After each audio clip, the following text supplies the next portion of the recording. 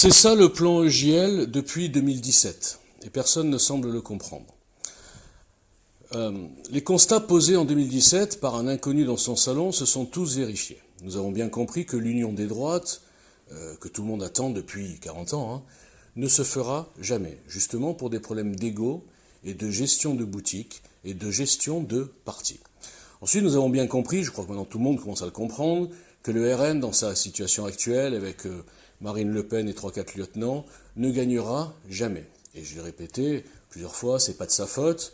35 ans de diabolisation font que le RN et le nom Le Pen sont grillés pour des élections présidentielles à 2 tours. Partant de ces deux simples constats, EJL a pensé qu'il fallait changer non seulement un petit peu de profil, avec le fameux stop politicien, puisque les politiciens ont échoué. Les politiciens, on va dire globalement de droite, ont un pays qui est à droite, et ils ont laissé échapper le pays plusieurs fois, par faute d'alliance. Souvenez-vous que Mitterrand n'a pu se faire que grâce à la trahison de Chirac, que Hollande n'a pu se faire grâce à la trahison, à l'époque il était un peu à droite, de Bayrou, etc., etc. Donc, tout ça, tous ces gens ne sont pas mus par la nation, par l'amour du pays, par le sauvetage de ce que nous sommes, mais par leurs petits égos et leur gestion de boutique. Alors, EJL, c'est quoi? EJL, c'est au départ un think tank, on peut dire. C'est une boîte à idées, des idées originales qui partent d'en bas, des choses qui ne sont pas du tout sorties de cerveau d'énarque, et qui imaginaient qu'on allait peut-être l'écouter. Je pensais, bon, j'arrive, je suis sain, je ne suis pas un politicien, je ne cherche pas de poste, je ne cherche pas de candidature, je ne cherche rien du tout, juste à regrouper des citoyens pour créer une sorte, je le dis, de CNR. Le CNR, vous le savez, il y avait des communistes, il y avait des socialos, je ne sais pas comment, enfin, il y avait plein de gens différents. Ils se sont tous groupés et ils ont dit la situation est grave, il faut mettre en place un plan pour relever notre pays. Et personne dans tout... Bon, évidemment, ils avaient la chance d'avoir un De Gaulle. Voilà, ils avaient la figure... Bon, nous, on ne l'a pas. On n'a pas ce fameux qui providentiel. Mais l'idée, c'était ça. Et finalement, qu'est-ce que j'ai rencontré depuis 3 ans? J'ai rencontré que de l'ostracisation, du boycott, des insultes, de la diffamation, parce que la démarche gênait le système, la démarche gênait les partis. On a essayé de me faire taire, boycott, diffamation, enfin moi je ne vais pas le répéter, mais en fait on a tout fait pour que JL soit étouffé. Même au niveau des médias, je vous le dis, les quelques journalistes qui se sont intéressés, on leur a monté la tête pour que finalement ils me traitent de troll et qu'ils me bloquent. Bon. Donc ça veut dire que quand j'ai des gens qui me disent oui mais monsieur vous avez monté un autre parti, mais moi je veux rien du tout.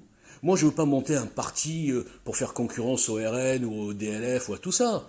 Moi, je dis qu'il faut monter une coquille, quelque chose de nouveau, dans lequel des gens de tous ces partis pourraient revenir sur une étiquette neuve, avec un programme complètement différent.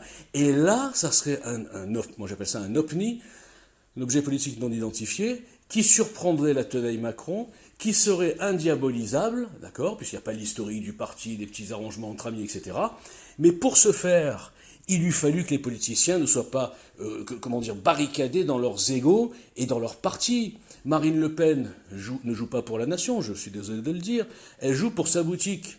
Parce que si elle jouait pour sa nation, il y a longtemps qu'elle aurait ouvert le parti, il y a longtemps qu'elle aurait compris qu'avec son nom elle ne pouvait pas gagner, qu'elle pouvait par contre apporter les structures, une certaine force du RN, mais pas sous la bannière RN. Enfin, tout ça c'est assez limpide.